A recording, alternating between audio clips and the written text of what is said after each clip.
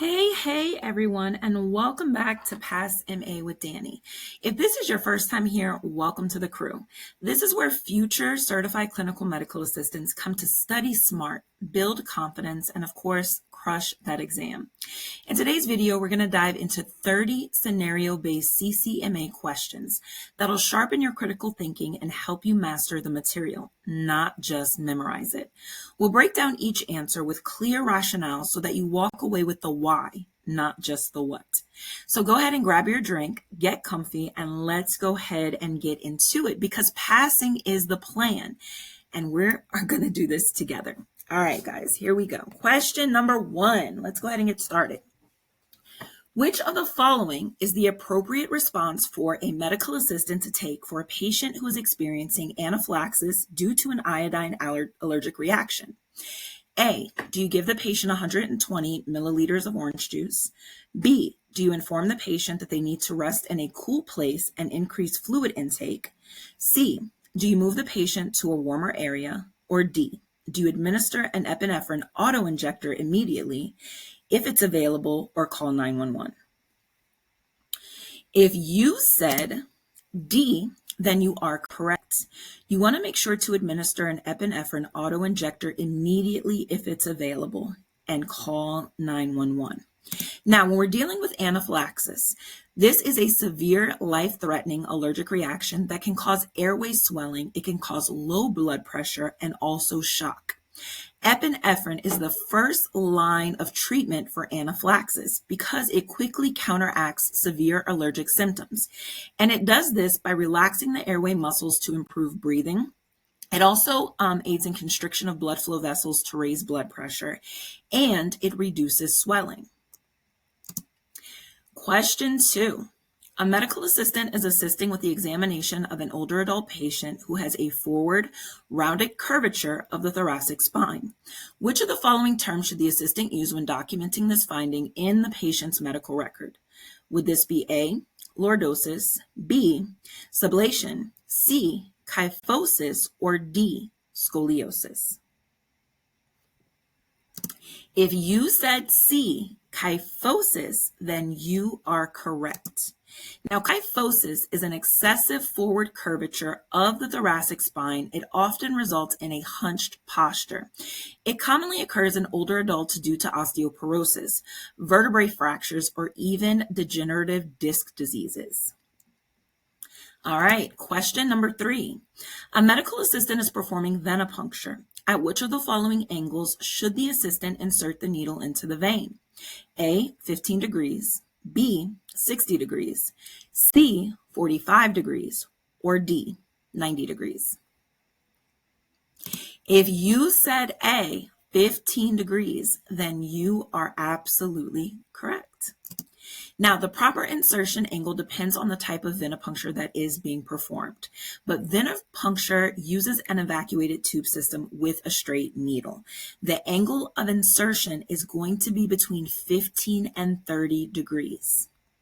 15 and 30 degrees when we're dealing with a straight needle. If we're dealing with a butterfly needle for those superficial veins, the angle of insertion for the needle is going to be 10 to 15 degrees. All right, question number 4. A clinical medical assistant is communicating during a telehealth visit with a patient who has partial hearing loss. Which of the following methods should the medical assistant use? A, do you speak in a loud, high-pitched tone? B, do you use real-time closed caption? C, speak at a fast pace, avoiding pauses? Or D, have the patient use magnification aids? If you said B, use real-time closed captioning, then you are correct. Now, real-time closed captioning helps patients with hearing loss. It allows them to be able to read what is being spoken. This ensures clear and accurate communication without requiring the patient to rely on sound alone. Now, many telehealth platforms do provide this feature, and this is the quality that helps improve accessibility for patients who are hearing impaired. Question number 5. In Erikson's stages of psychosocial development, which of the following stages is associated with an adolescent needing privacy and providing some independence? Is it A, identity versus role confusion, B, trust versus mistrust, C, intimacy versus isolation, or is it D, initiative versus guilt?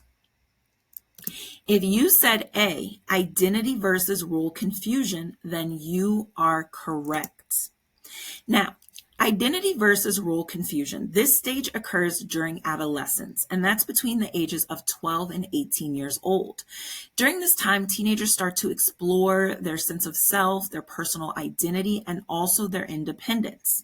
Privacy and autonomy also become crucial as adolescents start to seek to establish their own identity. They're trying to figure out exactly who they are. If they succeed, then they do develop a strong sense of self. If they struggle, they experience what we call role confusion. Now, B would not be the correct answer, trust versus mistrust. This occurs in infancy. So this is newborn all the way to 12 months old. Now, trust versus mistrust focuses on whether a baby learns to trust caregivers based on whether their needs are being met.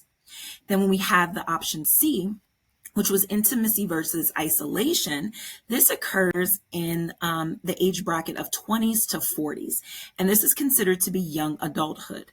This stage actually focuses on forming intimate relationships and also deep connections. Adolescents are still working on identifying information before they're able to reach this stage. And the reason it's not option D, which is initiative versus guilt, is because this occurs in the age frame from 3 to 6 years old. And we consider this to be early childhood.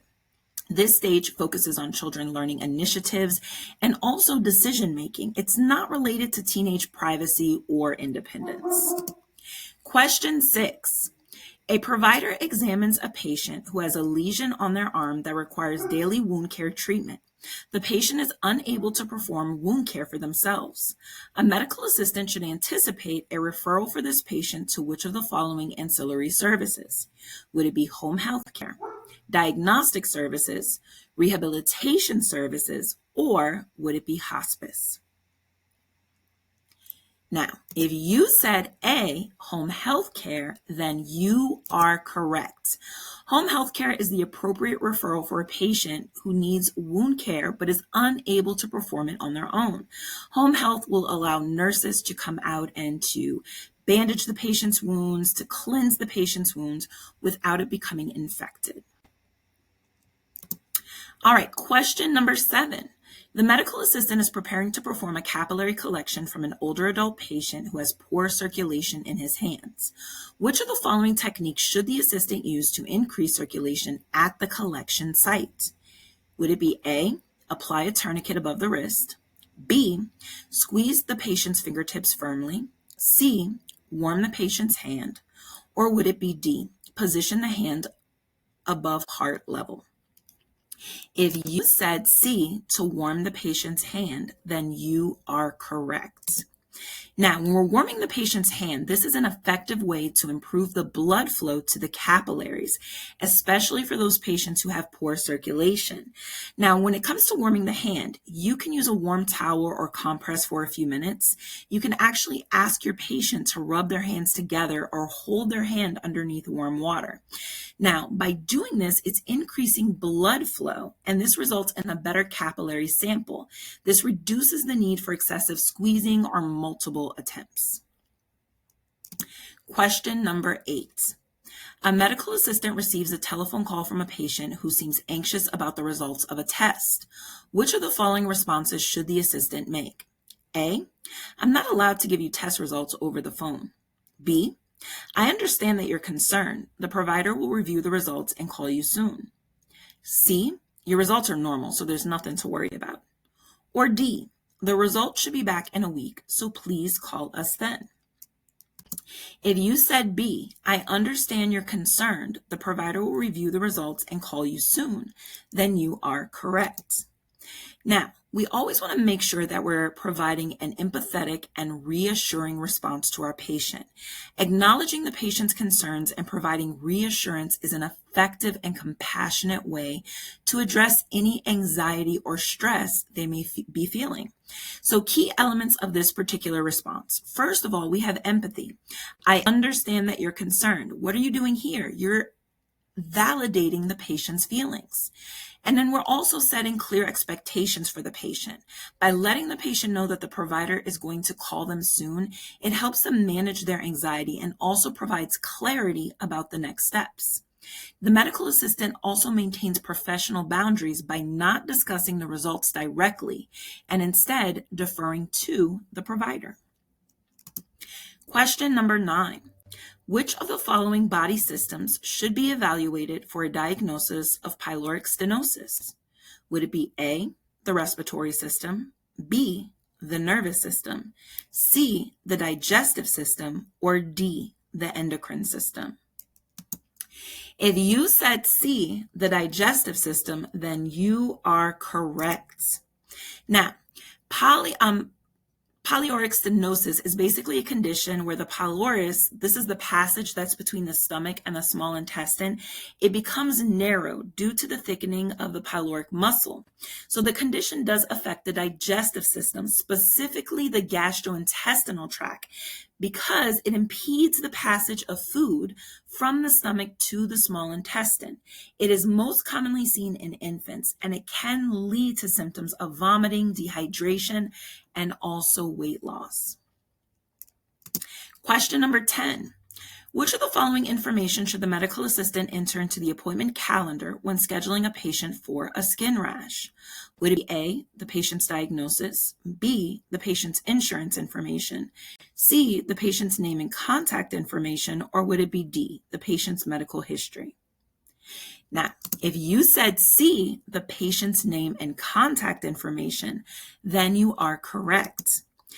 The name and contact information are essential details for scheduling any appointment, as they allow the clinic to identify the patient and reach out if any scheduling changes or reminders are necessary. The details are considered appropriate and non-sensitive for an appointment calendar, and they do provide necessary identification as well as communication channels for the scheduled appointment. Medical assistants only enter basic information into the appointment calendar, and this complies with privacy regulations by ensuring minimal exposure of personal health information. Question number 11. At what time of the day will the patient's body temperature be at its lowest? Is it A, early morning, B, midday, C, late afternoon, or D, the evening? If you said A, early morning, then you are correct. The body's temperature is typically at its lowest first thing in the morning, and it's generally between 2 a.m. and 6 a.m. This dip occurs as part of the body's natural circadian rhythm. Now, during sleep, metabolic activity and core body temperature decrease, reaching their minimum as the body conserves energy and prepares you to wake up. Question number 12. A medical assistant is preparing a patient who has intermittent peripheral cyanosis for an examination by the provider. The assistant should understand that healthy perfusion of the hands and feet depend on adequate interaction between which of the following two body systems? Would this be A, the muscular and skeletal system, B, the endocrine and lymphatic system, C, the respiratory and circulatory system, or D, the digestive and the nervous system? If you said C, the respiratory and circulatory system, then you are correct. Now, adequate perfusion of the hands and feet rely on the respiratory and the circulatory system, making sure that they're working together to deliver oxygenated blood throughout the body. The respiratory system is responsible for oxygenating the blood by allowing oxygen exchange in the lungs. Oxygenated blood is then transported through the circulatory system to various body tissues, including the peripheral areas like our hands and feet. The circulatory system pumps the oxygen-rich blood to our extremities, where it provides essential oxygen to the tissues. Where there is an issue in either the system, the peripheral cyanosis, which is a bluish discoloration of the skin, particularly in the extremities. This can occur due to reduced oxygen levels in the blood that reaches those areas. Question number 13. A medical assistant observes a provider failing to perform hand hygiene before beginning to remove sutures from a patient's head. The patient's wound later becomes infected. The assistant should identify that which of the following legal torts has occurred. Would this be A, assault, B, negligence, C, battery, or D, defamation? If you said B, negligence, then you are correct. Negligence is a legal tort that occurs when a healthcare provider fails to follow the standard of care, and this can actually lead to harm or injury to the patient. So in this particular scenario, the provider failed to perform hand hygiene. This is a breach of the standard infection control practice that are critical in preventing infections. The provider's failure to properly clean the hands likely contributed to the infection that developed in the patient's wound. So this makes it an example of negligence. Another example of negligence would be, say I'm working a shift 7 a.m. to 7 p.m. and I'm backed up and I'm unable to rotate my patient. I'm being relieved by another healthcare worker, and they come in and their shift is just as busy, jam-packed, crazy as mine was. And they're like, I did not get a chance to rotate Miss Johnson, but it's okay because I know Dani did it. So I neglected the patient, and my relief also neglected the patient. In turn, our patient developed bed sores. Our patient was injured due to us not following proper standards of care. So both of us, me and my coworker, neglected Miss Johnson. Now, for negligence, there must be what we call a duty of care. The provider had a duty of care for the patient to prevent infection. In the scenario we just talked about, the provider was to wash his hands. Now, there must be a breach of duty. Now, the breach of duty is not performing hand hygiene. This was the breach. Now there also must be causation. The lack of hand hygiene caused or contributed to the wound or the infection. So because the provider did not wash their hands, the patient became infected. And then the last portion to prove negligence is damages. And in this instance, the patient suffered harm as a result. And the harm that the patient suffered was the infection. All right, guys, question number 14. A medical assistant is assisting a patient with an insulin injection. Which of the following is the correct angle for the patient's injection? Is it A, 15 degrees, B, 30 degrees, C, 45 degrees, or is it D, 90 degrees? Again, so what is the angle of insertion for an insulin injection? If you said C, 45 degrees, then you are correct. Insulin injections are administered subcutaneously or sub-Q. So that means the medication is delivered into the fatty tissue layer beneath the skin, but right above the muscle. And we do the insertion of the needle at a 45-degree angle. And if you're trying to map out what a 45 angle could be, think about the side of a triangle. As you're drawing a triangle, that one side that you draw is going to be that 45-degree angle. This is the angle of insertion that we utilize for sub-Q injections. Now, we wouldn't utilize 90 degrees. This is primarily used for intramuscular injections.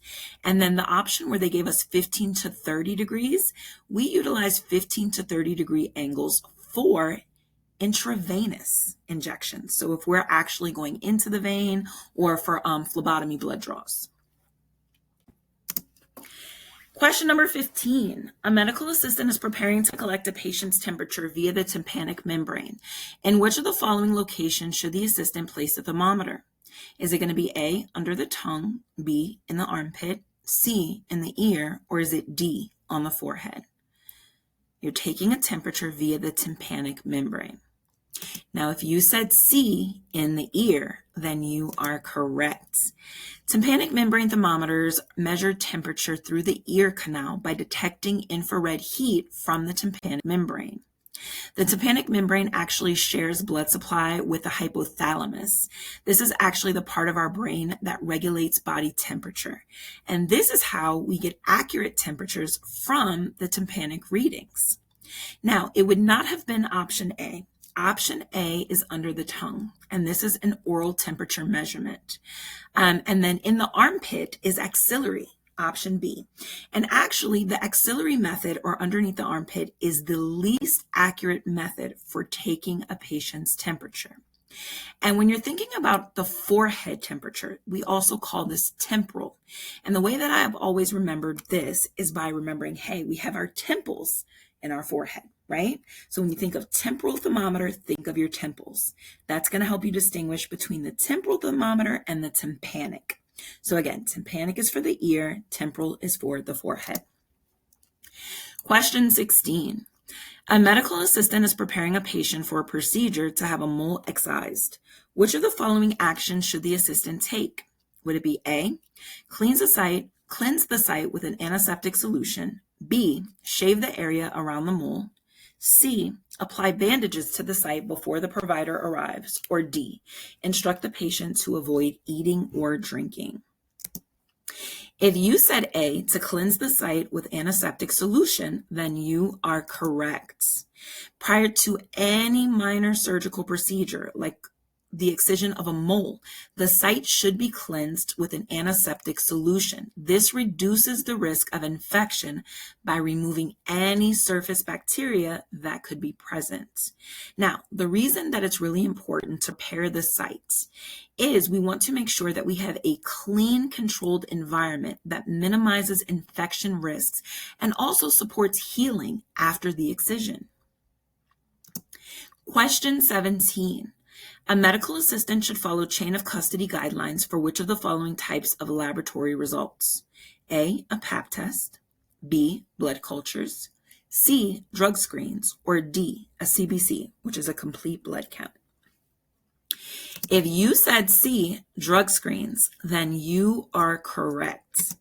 Now, chain of custody is a procedure that is used to ensure that specimens are handled, transferred, and also stored securely and accurately to prevent tampering, to prevent contamination, and also to prevent misidentification. This process is critical for drug screen tests, as the results are often used in legal, employment, or even forensic settings where accuracy and accountability are paramount. So following the chain of custody guidelines for drug screens does help maintain the integrity of the sample and provides a clear record of who handled it at each stage.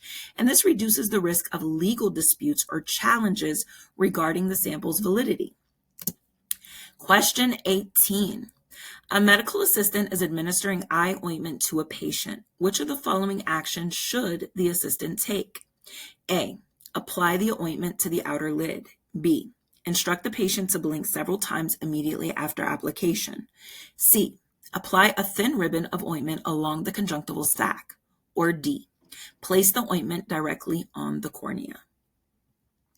If you said C, to apply a thin ribbon of ointment along the conjunctival sac, then you are correct.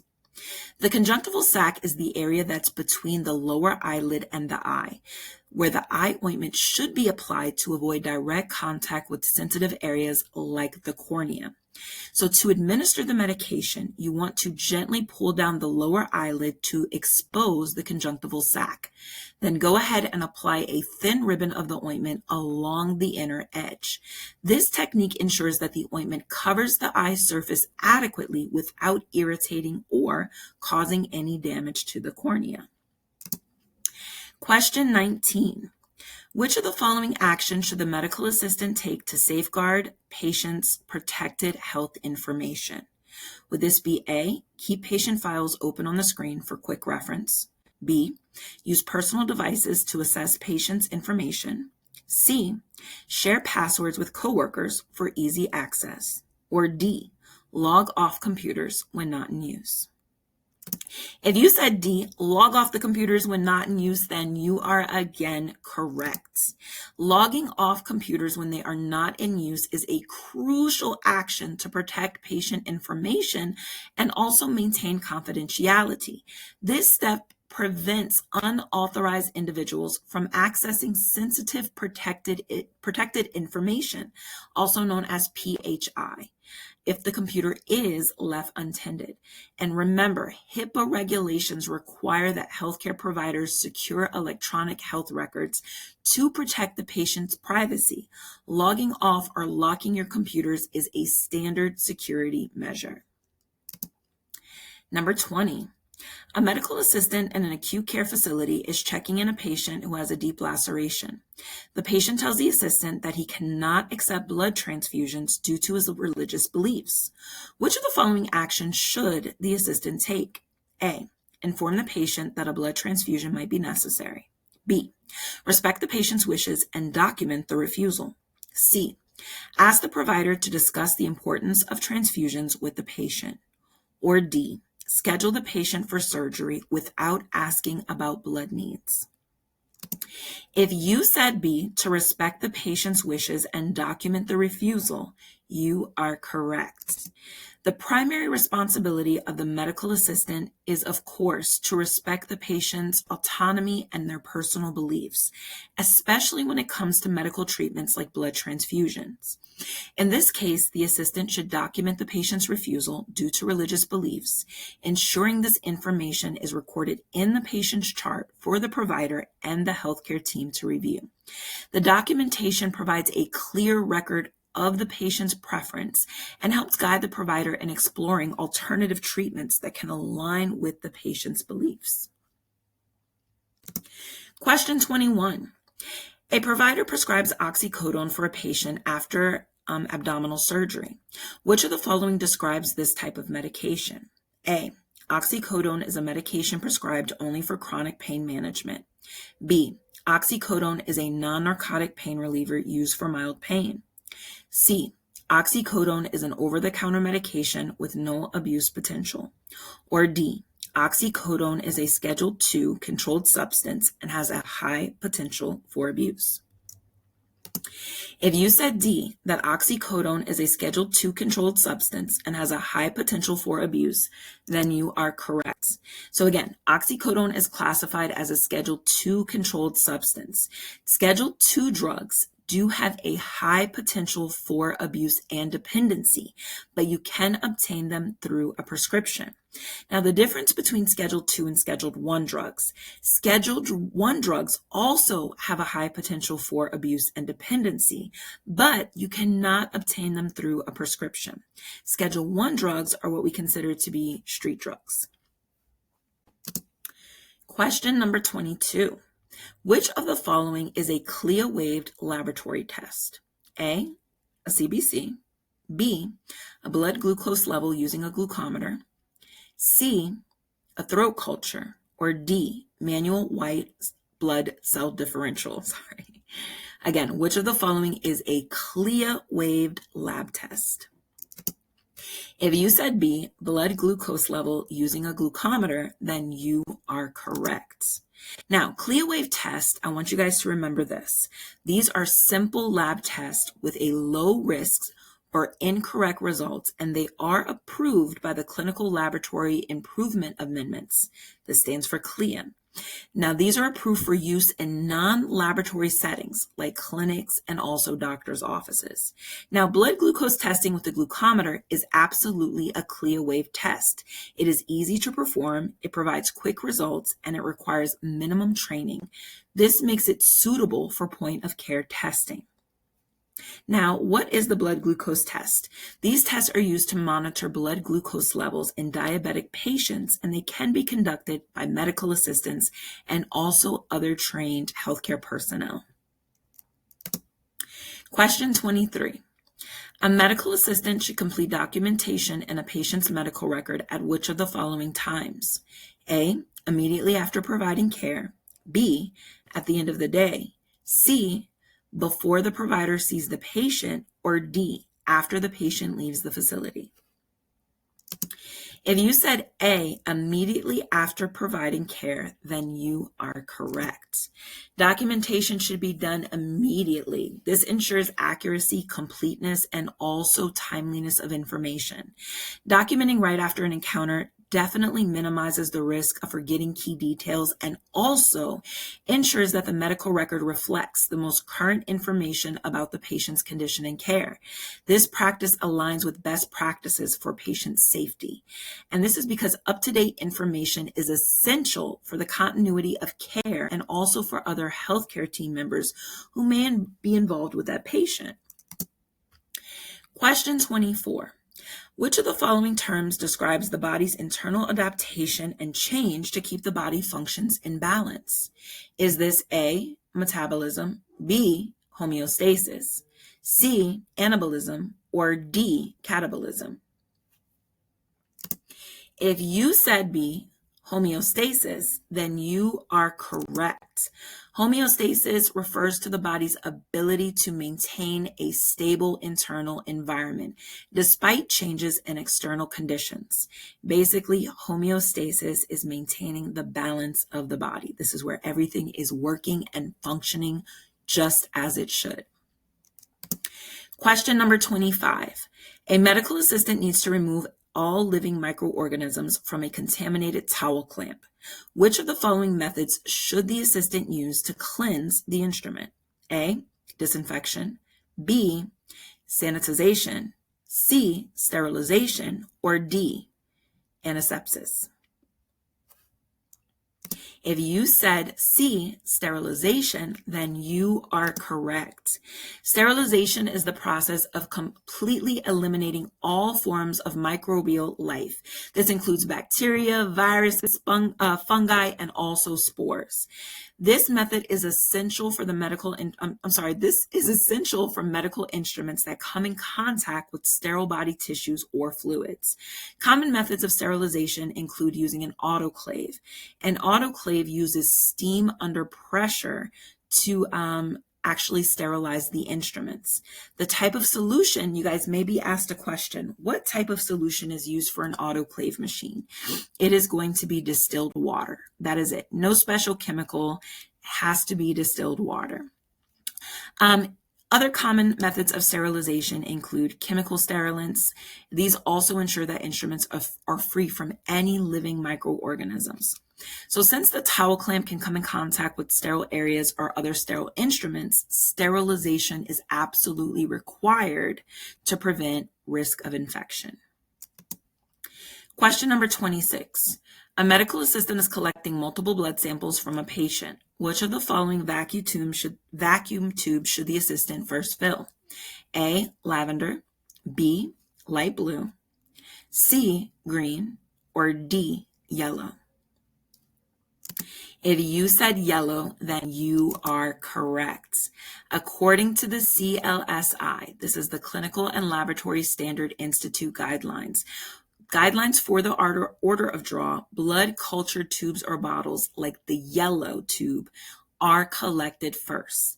This is because this minimizes contamination, as blood culture tests require the sample to be as sterile as possible to accurately detect any infections in the bloodstream. Filling that yellow tube first will also prevent any additives from the other tubes affecting the blood culture results. Question 27. A medical assistant has a request to collect a routine CBC, a routine complete blood count, from a healthy newborn infant. Which of the following is the most appropriate collection sites? Is it A, superficial veins of the hand, B, heel stick using a lancet, C, a finger stick using a lancet, or D, a scalp vein using a butterfly needle? If you said B, heel stick using a lancet, then you are correct.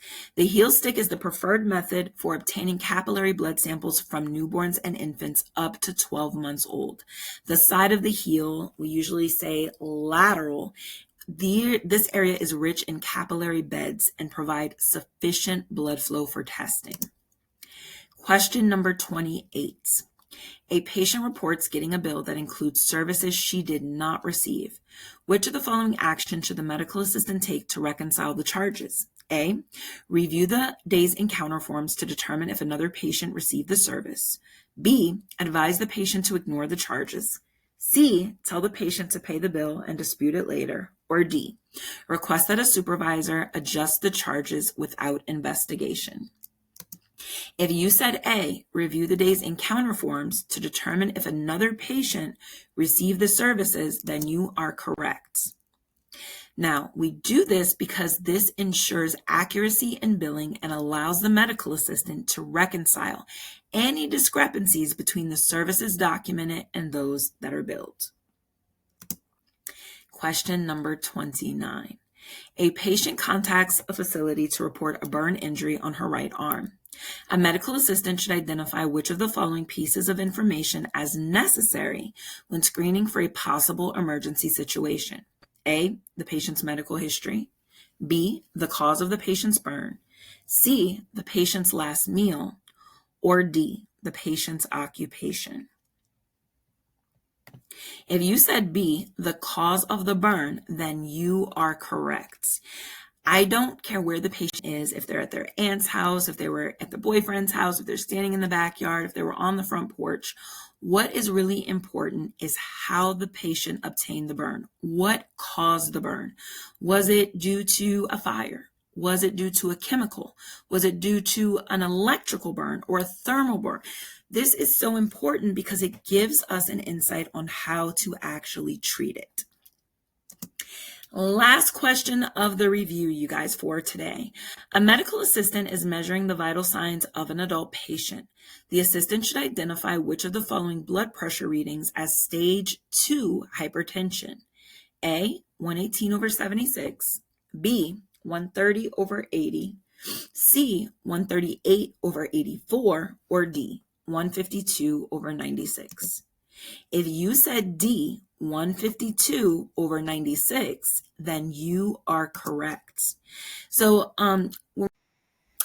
all right, you guys, that was another 30 questions in the books.